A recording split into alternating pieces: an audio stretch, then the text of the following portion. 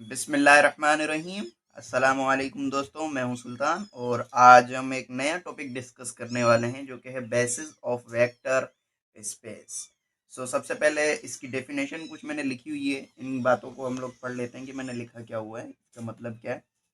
A set of vector B is equal to v1 v2 up till now v1 v2 dot dot dot vn. Vector space V is called a basis for V if the following conclusions are true. हमारे B set है जिसमें हमारे पास vectors given है और वो जो vector अंदर मौजूद है उसको हम बेसिस कहेंगे। कब कहेंगे? जब ये दो कंडीशंस ट्रू हो जाएंगी। सबसे पहले जो कंडीशन है, सबसे पहली कंडीशन वो ये है कि वो जो वेक्टर है वो स्पैन करना चाहिए।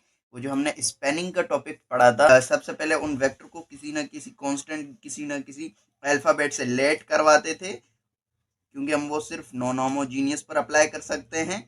और फिर उसके बाद उसका हम लोग क्या निकालते थे? डिटर्मिनेंट निकालते थे। यहाँ पर जैसे यहाँ पर ये हमने स्पैनिंग का टॉपिक पढ़ा था, ये भी लिखा हुआ है सवाल। अच्छा, उसके बाद जो दूसरी कंडीशन ये है कि बी जो है वो लीनियरली, वो जो वेक्टर्स हों वो लीनियरली इंडिपेंडेंट भी होने चाहिए।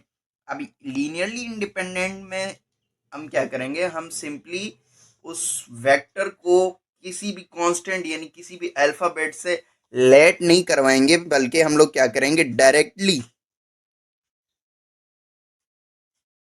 किसी अल्फाबेट से हम उसको लेट नहीं करवाएंगे, बल्कि हम क्या करेंगे? डायरेक्टली उसको जीरो के इक्वल करेंगे। जैसे यहाँ पर हमने लेट किया हुआ है, इस सवाल में जो स्पैनिंग का क्वेश्चन है उसमें हमने लेट किया हुआ है, मगर जब हम लीनियरली इंडिपेंडेंट देखेंगे तो हमें लेट करने की जरूरत नहीं पड़ेगी, बल्कि हम लोग डायरेक्टली इक्वल टू जीरो लिखेंगे। फिर उसका भी हम लोग डिटर्मिनेंट फाइंड करेंगे।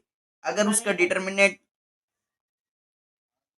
अगर उसका डिटर्मिनेंट जीरो के इक्वल नहीं होगा तो इसका मतलब क्या है? कि वो लीनियरली इंडिपेंडेंट है, अदरवाइज वो लीनियरली इंडिपेंडेंट नहीं है।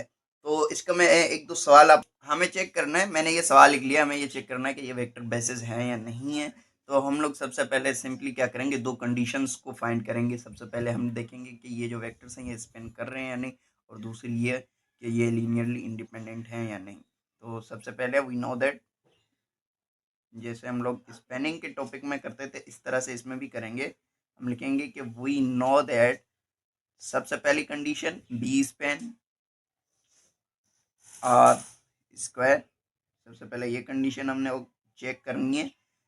हम लोग जब स्पेनिंग के टॉपिक करते थे तो उसमें हम लोग वेक्टर्स को किसी न किसी कांस्टेंट से हम लोग लेट करते थे। तो यहाँ पर हमने लेट किया u इज इक्वल टू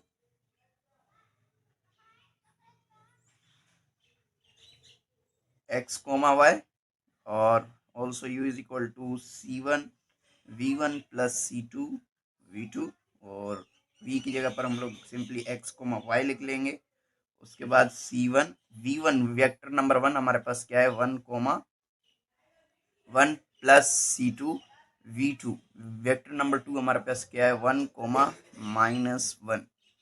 उसके बाद हम लोग क्या करते थे? x is equal to c1 इसका फर्स्ट एलिमेंट, उसके बाद ये सेकंड प्लस c2, और उसके बाद simply y is equal to c1 -c2। उसके बाद हम लोग एक मैट्रिक्स बना लेते थे, उसका डिटर्मिनेंट फाइंड करते थे। तो यहाँ पर हमारे पास क्या है? 1, 1, 1 -1। इसका हम लोग सिंपली डिटर्मिनेंट फाइंड कर लेंगे।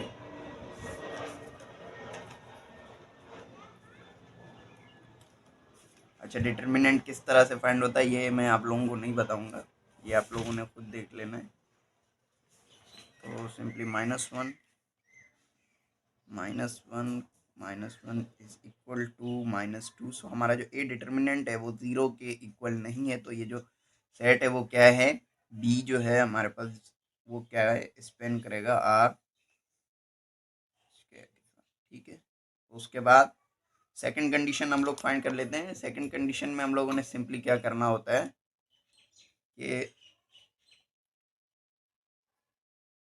लीनियरली इंडिपेंडेंट चेक करनी होती है।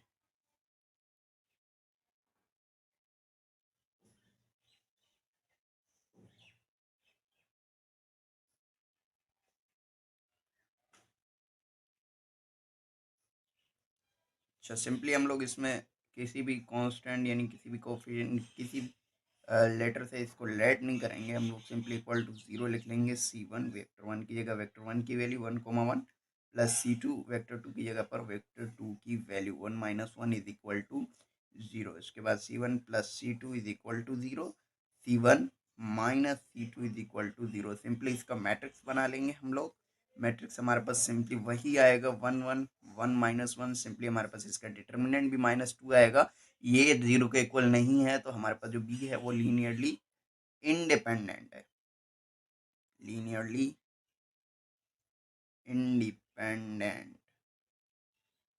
ओके, तो हमारे पास जो बी है वो क्या है? बेसिस है किसकी? आर स्क्वायर की। B is a basis of are.